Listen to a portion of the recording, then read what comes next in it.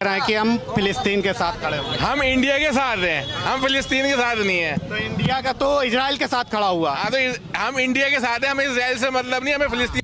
জয় শ্রীরাম বন্ধুরা, এই ভিডিওটা বাংলাদেশিদেরকে বেশি বেশি করে দেখা প্রয়োজন। অনেকেই বাংলাদেশিরা বলে থাকেন ফিলিস্তিনকে কেন ভারত সাপোর্ট করে না, ফিলিস্তিনে এত গণহত্যা চলছে কিন্তু ভারত কেন কথা বলে না।